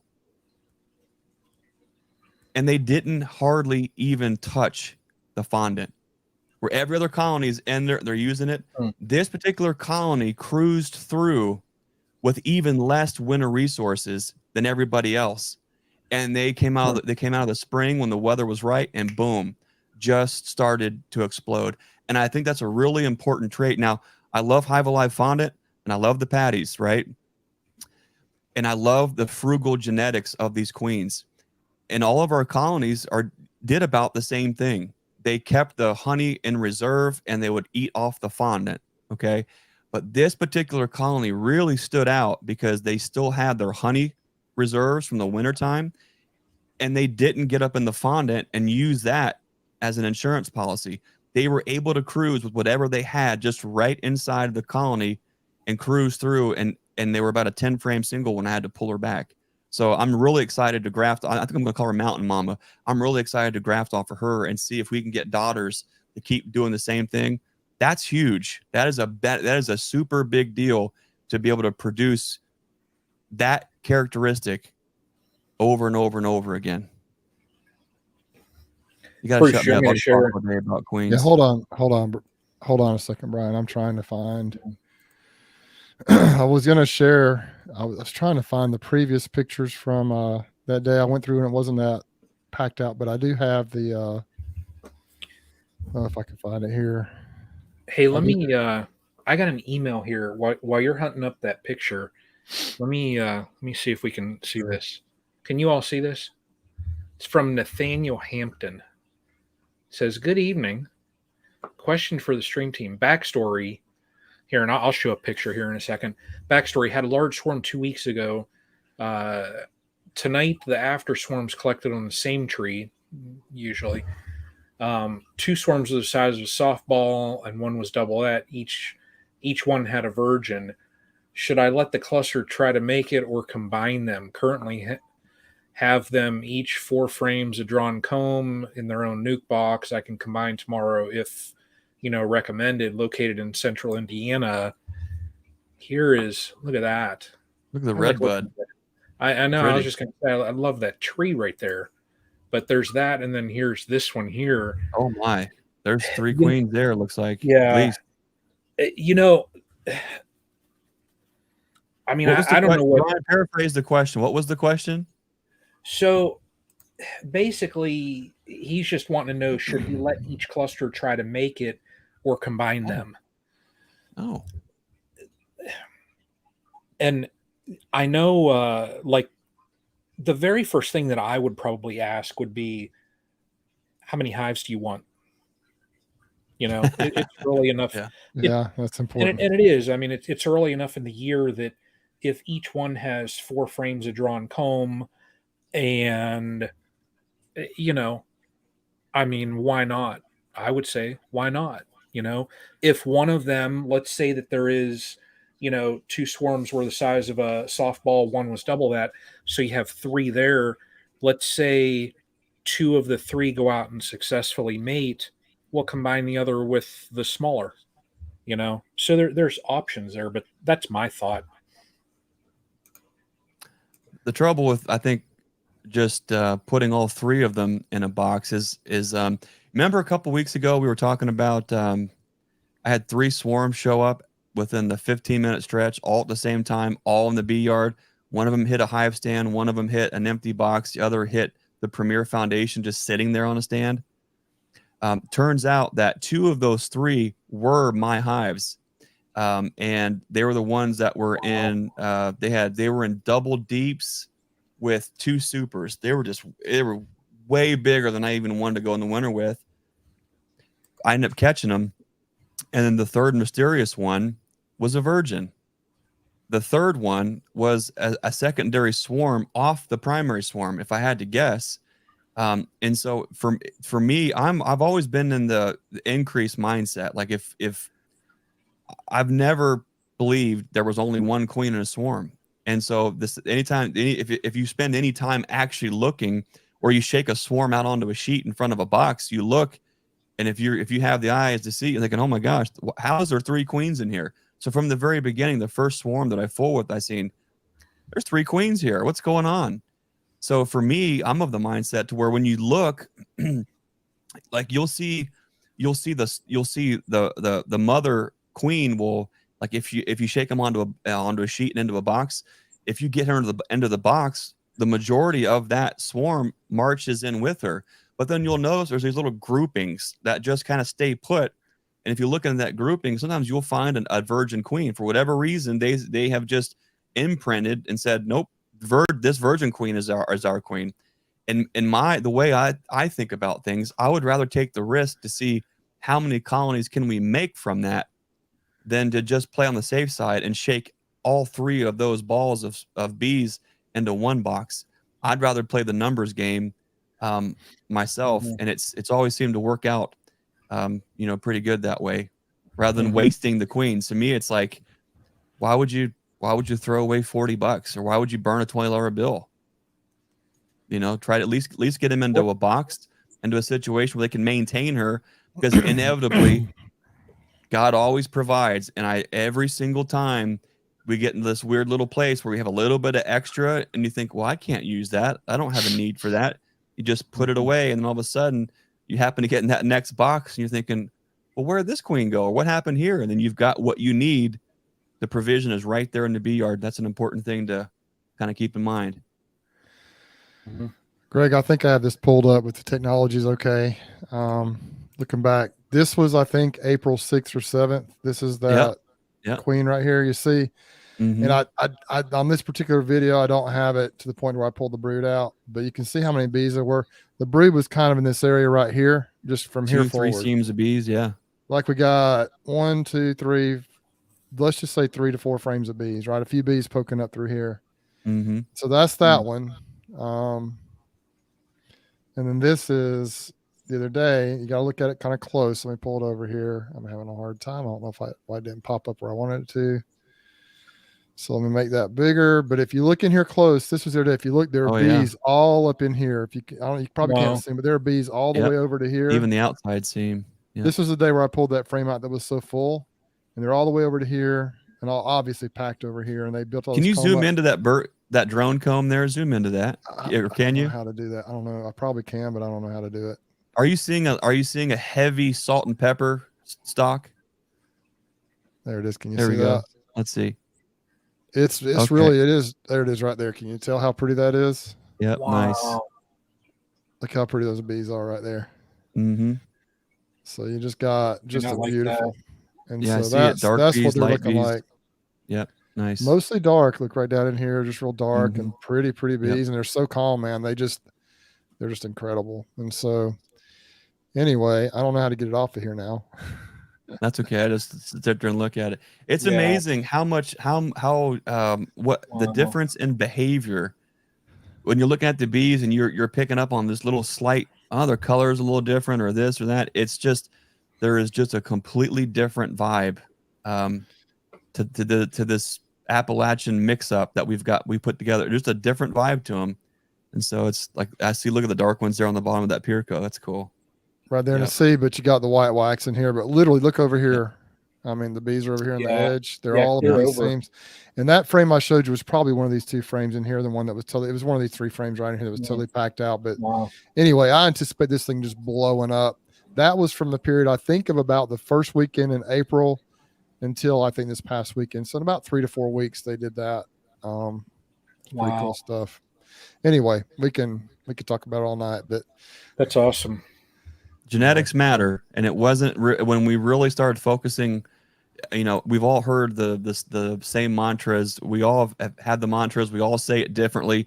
But when you got good queens and you're feeding your bees up well and you're keeping the mites off, it's magic. But when you're missing one of those three components, it's like it's like they're not quite getting across the finish line as the way you want. They might finish the race, but not finishing strong like you want. And so when you put all three of those characteristics in there, really does make a big difference. Brian, Lisa, Grammy Midwife Suburban Homestead, she is going to be up in Ohio here in a few weeks. Lisa, I am going to hold a Lighthouse queen for you too. I'm going to keep one going for you. Oh no, is she flying back? I guess I'll have to mail it to her. She could just tuck it in her purse. They'll never know. They'll never know. Yeah. They'll never know. They'll never know. Well, it's a support animal. I'm along with that Lighthouse queen. She's going to go home with the Varroa. So great. You'll see her on one of those airport security shows where it'll be Southern Belle Lisa is imprisoned for smuggling some unknown object with sharp pointy things in a cage full of imported bees. It'll be last time we ever see her. Last known, she had a 6-inch plastic bug along with a baggie. Oh my hidden. gosh! Oh, that's awesome. Hey, I wondered if we could maybe segue a little bit into someone asked earlier a question about brood and single brood versus double deeps, type brood chambers, what size brood chambers you use. And we talked briefly we talked a lot about the honey, but that is a debate that's out there, single versus double versus single and a half, single and medium or whatever. And I didn't know if you guys wanted to address that or not. If you want to, Brian, if you had anything else you wanted to talk about, but I think that would be maybe a topic to address because that is a big deal to a lot of people. And it's important to know, to kind of figure out what you want to do. Yeah. What do y'all think about that? I mean, that's fine. I could scroll. That's pretty far. It was way up at the very beginning. I can't remember who it was, but Charlie. It was Charlie. But yeah, I wouldn't worry about it. But I just know that somebody asked that question. So Brian, are you running single brood management, Brian? No, I never have. And I listened to here's the question right there. I listened to who was it? Paul Kelly gave he had one of his talks at the Honey in the Hills was on single brood management. And it had me thinking, but I don't know. I like my double deeps. And I don't know why. I always like my double deeps. So I likes what I likes. Yeah. Bruce, what about you? Are you running single brood management? I run a little bit of everything, but my favorite configuration I think is a double deep if it's a good strong colony, and a couple of reasons for that. Obviously, to maximize your space, if you have a single deep, those bees will, and you put a queen excluder above it, those bees will pack that bottom box with brood. but you have to manage it more closely, I think, because they can get it. You can get overpopulated if you don't add the space as needed. I think double deeps give you some room for error. Also, one thing I like about the double deeps is, I kind of let them have the bottom 2 boxes usually. And just if they put honey in there, they can keep it in the wintertime. I like to let them have that. And also they will build that crown of honey above the top of it. So if they've got a crown of honey built above that top of that brood nest right there, the queen, not saying, because there are no absolutes, right, Greg? Not saying the queen will never go above that honey crown, but typically she'll stay below the honey crown. And so you can almost stack supers up on there and get them a drought comb and stuff if you want to do that above that honey crown, and you'll be pretty safe. You can still use a queen excluder, you probably should, but you might have a pretty good chance of avoiding that. And to me, I like to give the bees the space to be able to just have some freedom to do what they want to do. I think when you pack them in a single brood chamber, there's nothing wrong with that, but to me, it just requires a little bit more management. And I do have some, like my newer splits that I've made this spring, that I want to get honey off of, and they'll probably end up in a single because they're not big enough really to fill 2 deeps and then stack honey supers on top of. But next year, if they're still around, if they still have queen in there, I turn them into my production colonies, they may end up with double deeps. And so I really kind of just like to let them do what they can do. And if I feel like it's a little bit of a weaker colony, maybe they won't have a double deep. Or I also have quite a few deeps and mediums. The problem with that is just managing the frames between the 2 boxes. You have to reverse a whole box at a time instead of being able to flip, move frames up and down. And that becomes an issue. But a lot of people down here use a deep and a medium as their brood chamber. It is actually, I think, in this area, it seems like that's a really good amount of space for them, but it's just kind of hard to manage a deep and a medium for your brood chamber. It just kind of gets a little bit confusing and difficult sometimes because you got to have 2 different. My preferred is the double deeps. That's just what I prefer to do, but I do have a little bit of everything. Yeah. I do the same though. Whatever my bees pack into those deeps, I don't touch it. I make sure that they're packed out, and then when those buggers go into the winter, they've got weight. So now, one thing that can happen is if the second box is completely packed with honey, kind of early in the honey flow, you sometimes might need to pull a little honey out of that so they can and put some drawn comb or foundation there so they'll have something to do down there.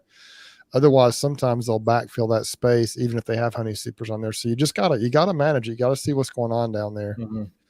But typically, if you give them 2 deeps, in my experience, it seems like they do really well with that, and I just kind of let them do what they want to down there, and then I manage above that is what I usually do for the most part. I think it's one of those context is key kind of situations. If there's somebody who could brilliantly explain and sell you on single brood management, it would definitely be our pal Ian Stepler. And if you know anything about Ian's flow, is it's kind of hot and heavy and short and sweet. So I'm going to paraphrase the best that I understand single brood management is you are building 2 deeps worth of brood to shake them into 1 box to tell that force, go gather, collect, and evaporate. Now, if the greatest potential use for your colony is nectar and honey, well, then I think there's some things to think about. And okay, how could I implement that? What do you do with that box that you pull off? If you shake all the bees down into 1 box and you're pulling, I don't know that it's necessarily letting them, it's not just growing 1 10 frame box, is it? And adding supers, you're letting them get to size, shaking everything down into 1 box, creating a very highly populated situation for a short period of time to go gather the nectar and do the work. I think that makes a lot of sense. For us, what we're doing though, my greatest use, my highest value for my bees isn't necessarily to create honey.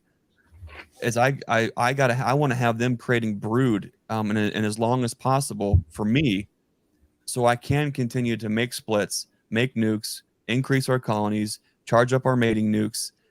So for me, keeping in double deeps make more sense. Now triple deeps, of brood. However, on the other hand, at some point we Mm. have to draw the line. It gets to be just an enormous undertaking. Just like two deeps is an undertaking for a lot of folks, but so is deep equipment. Some folks prefer 8-frame medium equipment and they just run nothing but that. Some prefer 5-frame medium equipment and then run only that.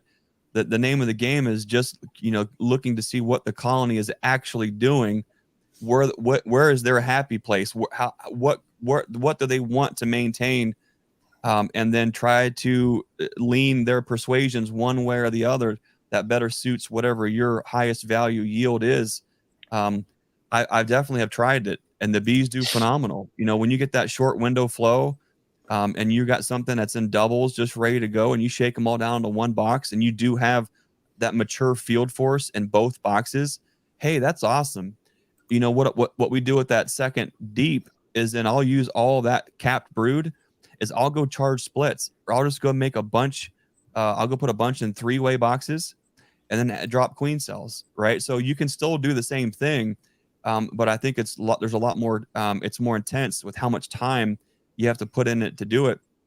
But hey, if you're up north and you have a very short window of flow and it's hot and heavy and you need as much of that force per colony to do the work rather than, drawing comb, helping out with, getting pollen and stuff back and forth, nectar up and down, guarding, get them all to do one job at the same time. It's kind of like, to me, I think when I think of single brood management, I think of, have you seen those videos where it is like 60 Amish guys all inside of a barn and they pick the entire barn up all at once and they'll go move it across the street or they'll go move it to the next pasture over?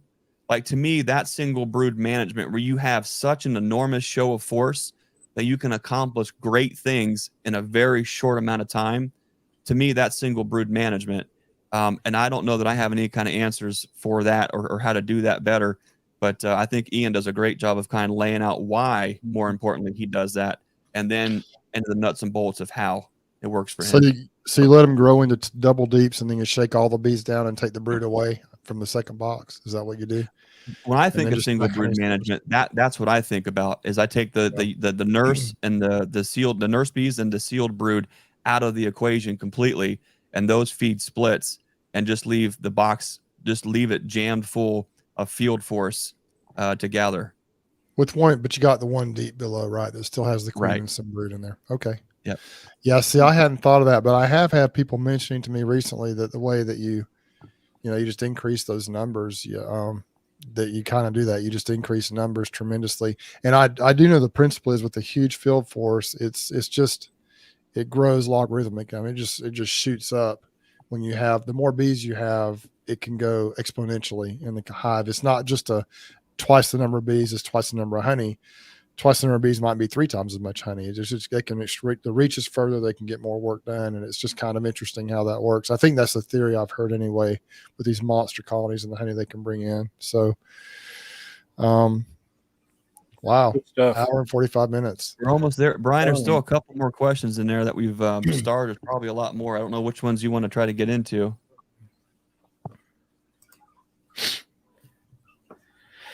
Oh, Brian Lee here had a good one. For those that are not blessed with a lot of comb, drawn comb is worth gold. Do you add another super when they have all frames drawn out or partially drawn?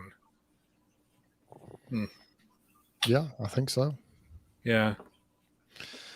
I would say yes, add it. Because they'll go ahead and continue to add honey to the one they've drawn out, and then that gives them some more work to do. But what I would do once they've drawn that, if you just have a brood chamber, you have a super on top of there, they draw it out, and they're starting to put honey in there, I would move that up, and that's the case when I would under super. I would put the next box of foundation underneath there, and let them start filling out because they want to connect those boxes. So that's how I would do it. But they'll still continue to pack honey in that comb. If you do that, in my experience, that's what I would do for sure. Yeah. Add it. Brian got a good point here too. I think this is probably one of the reasons why I never went to single brood is all of my original colonies were 8 frame. All my equipment was 8 frame. And when you're running 8 frame, if you even try a single brood, I mean, I'd have to be on top of it, probably 4 times more than what I am now. So that's a good point there. Yeah. There's one more starred question, Mr. Burns. And Mr. this Burns, I work for a living. Yeah, see, this might be right up your alley too. I never have. So, got a question. Have you ever seen a mating area? Could it also sound like a small swarm flying? Absolutely. We have, it's hard to explain our place. And I hopefully can get around to maybe showing it in some video later in the year. But we're on 102 acres is the one farm. And then we've got the homestead and then the old farm. So what we have is nearly a genetic island where we are able to control the drone saturation within a half a mile outshoots of where we're mating queens at. That being said, we're also the only other bees in our area are bees that are nukes and queens that we have that come out of our yard for folks. So within a bee flight radius, we're able to maintain those genetics. Reason I say all that is we're in the hills. Okay. And what's interesting about the hills is when you get into cow pasture and woodland areas, you inherently end up with areas where at one point in time you couldn't row crop. It's too steep, right? And the areas kind of the edge off, and you get into the brambles and just eventually into the pioneering species, and it goes to the trees and then the hardwoods. What I notice is I like to set up my yards right near those areas because for whatever reason, it just seems those little opening areas, they're like even glades, small little outcroppings of pasture surrounded by trees. It just seems as though they're drone hotspots. And you can 100%, when you stand there, a lot of times, I always, every year when the tulip poplar really comes into bloom, I hear it. And so for me, it just tells me like our drone saturation is probably at such an enormous rate at that time. I'm just correlating the two.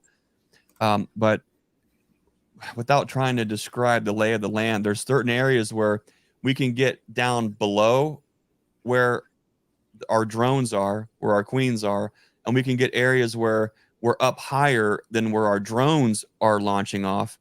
And it just almost sounds, how do you explain that? It almost sounds like one of those mini Maverick drones flying overhead, but drones just have a different sound. The way their wings beat, we need someone like Fred Dunn, because Fred Dunn has all the answers for these kind of smart things. But bees probably reverberate in the key of something. There's probably, like, when they're just happy and doing their work, there's probably a frequency, in hertz that we can find like where they're actually at. And I bet drones are different. They're going to be on the lower side. And so for me, you always hear it. There's like this low hum kind of a thing going where you're thinking, oh my gosh, is that a swarm? But what you'll notice is it'll hover. It'll just sit there, and sometimes you look, you can't even see it, but you can hear it, especially when there's trees in that area, because for whatever reason, like where we're at on the hills, that sound carries. And when you get it going around the trees and around the trees and around the trees, it just like funnels down where you're at. So I'm not sure. I just keep rambling on about stuff. I love talking about drones and queens. But yeah, I hear them. So if the question was, do they make a sound? They 100% do. It does. It sounds like a deeper roaring swarm. Not quite as loud, but it's deeper. It's probably as prevalent, but it almost stays stationary for a little while. Yeah, that's the best way I can explain it. Well, if you're working your hives and the drones are coming home, you can definitely tell the difference in the sound Mm. Oh yeah, When they're flying by, the drones sound totally different than the regular bees. They've got a deeper, like you say, a deeper type yeah, of sound. I guess because they're bigger. I mean, their wings are bigger, and yeah. maybe the frequency is different too. I don't know, but yeah, you can definitely tell if a drone flies by versus a regular bee. You can also Right. tell when you're in a mating area because when we're working our hives, 11 to 2 o'clock, probably not. They seem to be done by 3. If you listen, it'll almost sound like some kind of a weird electrical line in the middle of nowhere. It'll sound almost like static or like Rice Krispie treats, or like the cereal up above you. It's got a certain sound, and we'll let your imagination do the work there. But when it's explosive. That's crazy. That's so wild though. It's man, it's awesome. Yeah. It's so wild. And you'll Craziness. know you're in a mating area when something falls out of the sky and you look and it's a dead drone with his eviscerated. Yeah, with his Yeah. stuff. keep it G-rated here. Something. Yeah, when the drone is no longer for this world and there's him and his body parts on you or the hives you're working, I think that's a pretty good sign that you might be in a mating area. Yeah. Yeah. Awesome. Awesomeness. So, Bruce, Anything else, fellas? I wanted to maybe put out a little word of warning, and I don't know what's going to happen exactly, but last weekend I pulled 12 splits for the queens I'm getting from Corey Stevens. The way I did it was I took out a frame of brood, a frame of food, and put a frame of either 3 frame. Most of them have 2 frames of foundation and a frame of comb in there just to fill out the nuke. And of course, I replaced the frames I put out with whatever was in that nuke, and so went back to replace the queens yesterday, and I'm a little bit concerned. In about 2 or 3 of them, there was very little bee population, and in these particular colonies, the bees seemed a little agitated, and they were just sheets of brood, almost like I put too much brood in there for the bees to cover. So I'm a little worried that possibly we did have some nights that were a little bit lower in temperature, like 50s, 60s. I wonder if some of that brood is damaged and those bees are not happy. And so just make sure if you're going to pull splits, make sure you have enough bees to cover that brood. I'm afraid that we might have some issues. It's only 2 or 3 of them. Most of them seem perfectly fine, and we'll see what happens. And when I go back out there Friday, I think to pull the tape on those queens, I may do some bee shaking and some different stuff to try and fix that situation, if that is true. But I've got to thinking about it. I'm like, why were those bees in those 2 or 3 colonies just a little bit angry?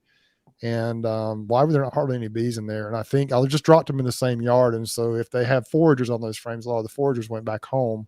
I was hoping, of course, it would be nurse bees. And I tried to make sure I had plenty of bees. But, the theory in my mind was, well, that brood's going to emerge and it's going to be packed out with bees. But I think I might have ended up putting almost too much brood in there in a couple of those nukes. And so just a little thing to think about, consider nighttime temperatures. Make sure you got enough bees to cover whatever brood you put in there, unless it's just hot. If it's hot outside, it's not as big a deal. But if it's getting chilly at night, just be careful. And it may not be an issue, but that's just kind of what in my mind as I was driving home, I was thinking about it.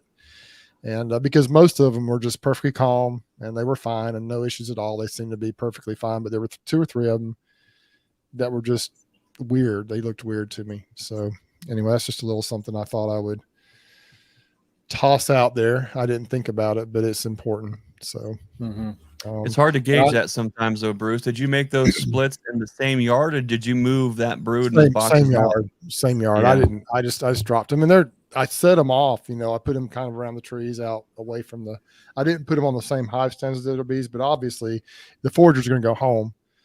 But the thought is it was brood, so there'll be nurse bees on there. And I wasn't too concerned about having a huge population of bees because I thought, well, that brood's going to emerge and then it'll be full of bees. But that's not the case 3 or 4 days later. And maybe some of that brood had been recently capped. You know what I mean? And maybe it wasn't quite ready to emerge. And so How long I was did you leave them closed up for? I just set them off to the side. I didn't close them up. Oh, okay. But I thought it would be okay. And I've done that before. But normally I pull splits a lot stronger than what I pulled. Normally I just put 3 or 4 frames in there, two or three frames of brood with a lot of bees. And my normal splits are a little stronger than they have to be lots of times. Yeah. But I think most of them are okay. I was trying to do a 2-frame split, frame of brood, frame of food, and then enough bees that's what my goal was. And, but I think I just might have done that a little bit, still a little chilly at night. It wasn't horribly cold, but it was a little more chilly than it probably needed to be, but we'll see.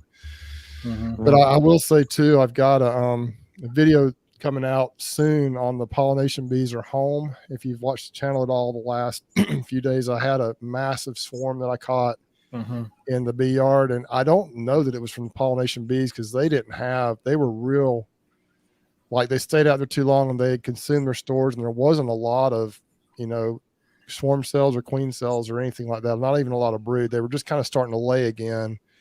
It's like they went through a lot of stress and they're just starting to pick it back up again. And so I don't know if that huge swarm came from some of my colonies that had stayed behind or where that thing came from, but my word, that thing was probably, I don't even know how to judge pounds, but it was probably at least 8 or 10 pounds of bees, I would guess. Basically filled up a double deep, and they stayed in there. And if you see a couple of videos I did last week, one was of the swarm catch, just a little more detail on the swarm catch, and the other one was a quick recap on the catch and then the follow-up as to how they were doing 4 days later. And then I've got a video coming out in the next day or two of actually how the pollination bees are doing. We peeked in on some of them, went through some of them a little bit, and kind of what my strategy is moving forward with those bees. And so check it out as it comes out. I appreciate everyone watching the channel, and I've been putting a lot of work and effort into it. Also, a couple of great interviews with the bush bee man from Australia and Seth Hill from Bob Benny. He was just a great guy. We had a lot of fun with those couple of interviews. So, and that's kind of what's going on at Bruce's Bees right now. And we're just going to keep plugging along, and I'm going to be stacking boxes and trying to stay ahead of these bees with the honey flow. And hopefully we'll have a good year and be able to get a good crop this year. I will say, Greg, we've talked about this a little bit. I do not think I'm going to go back for pollination this year. This year, kind of about, now I say that now, who knows when the next year rolls around, but right now,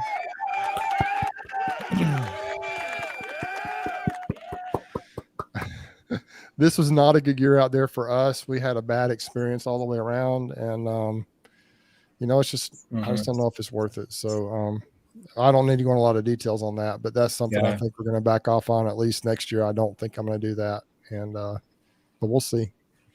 So that's my spiel for right now. Bruce, one of the smartest things I think I ever heard, and I'll always remember it. I learned a lot when Bob and I visited Chris Werner, and when Chris talks, it's just constant wisdom and a lot of hard lessons learned. And one of the things that I always remember is when he just flat out looked me in the eye and said, "Don't send any bees off to the almonds that you can't afford to lose." At some point in time, maybe you do have bees that you can afford to lose, but until then, I think might be a different way to go about cash flowing, creating revenue, and when you still need the bees as numbers to do the things that you're lined up to do, there's some, as you found, and a lot of folks have found this year, and this isn't not to shy anybody away from doing it, because if you're going to send bees to the almonds, you're probably not listening to this episode tonight, and you could care less what we said anyways. But there's like with anything, there's always risk. What I'm most concerned about, though, is this new albino polar Varroa mite that seems to be making its way in Northeast Ohio at the Castle Hives. Yeah, you see that? It's funny. I had somebody reach out to me, and they wanted like a fluorescent red or something like that. Like, it was such an odd color, and I have no filament like that. And I had bought this white, it's bone white, just to tinker. And the person had said, "Yeah, I'll do one of those." So I printed one, and then I made it a second one. And then they ended up, like, the next day they changed their mind. They said, "Oh, I'm probably not going to order that." I said, whatever. So, Dan Weaver says you can name it Snow Mite. Right. Oh, good one, Dan. That's golden. That's great. I like Snow Mite. I like that. Thing's almost as impressive as the shrew up there in the north that you guys have. I mean, it's almost as scary as that. Wow. Yeah, Yes, it sir. is. Look at that. It kind of blends in with this shirt. Yeah. Well, let's see. No. Tom Nolan checking in saying, thanks, guys. Enjoy the chat. Planning on Yeah. visiting Ohio second week of May. Reach out to you, Brian and Greg. Perhaps can visit both. Tom, that'd be great. We'd love to have you down and learn. I am still weak. This is we can't go into it tonight. But Tom, my wife Susan and I have been talking about what does our plan look like for getting us into the best possible position next year with our bee population.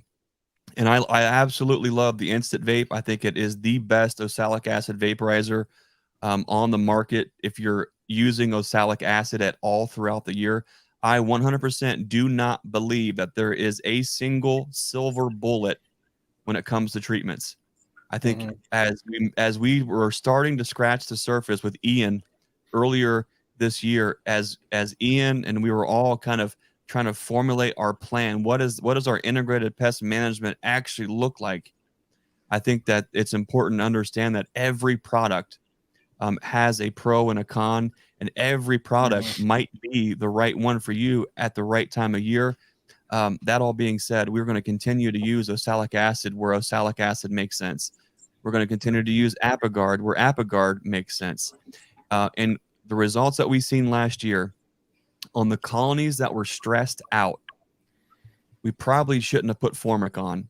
Those didn't bode well. But the colonies that were just at a threshold and had no other stressors are beautiful, gorgeous colonies coming out of the spring.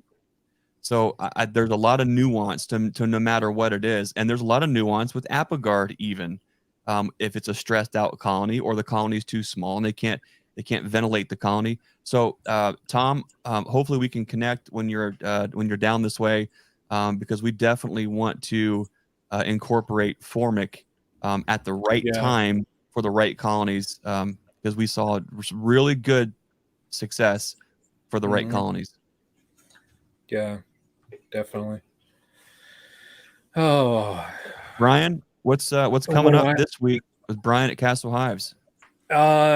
Just wrapping up, getting queens and colonies, and I'll probably. It's just I think in the next week it's get the queens in. I've got 3 more that I'll toss in tomorrow, and just check to make sure that they get released and they're laying, and then from that point it's just move forward, keep them fed, keep the mites. I know once they get situated, I'll probably check their mite counts and treat them accordingly. But yeah, I'm excited for April 26th to have the splits done. So it's good stuff. I mean, I'm excited for this year. So yeah, it's going to be fun. So, and I'll be seeing. I have a list of a couple of things that I got to pick up. So Sunday I'm going to cruise down to your place, and I need just a couple things. I need a couple lids, and I got to get a couple buckets. One thing, Bruce, I don't use my head when I go and visit Greg, because I buy his covers that have the holes in them for bucket feeders. But what does Brian forget to buy? The bucket feeders. Well, what you can see how high quality salesperson Greg is. Hey, Brian, cool lids. Yeah. What's the holes for? Yeah, I should have said, hey, do you need some buckets? Yeah. No, and that's okay. I mean, it's all right. I get to. Do you have covers for every single colony so far? Every 10 frame colony? I do, but they don't all have holes in them. So I got something you got to see. We'll talk on Sunday. If you have this could help you go from 20 to 30 very quickly. We designed a brand new migratory lid that has the correct hole and spacing if you want to put treatments on, but the materials it's built with is phenomenal. You got to check it out. You might just need at least one.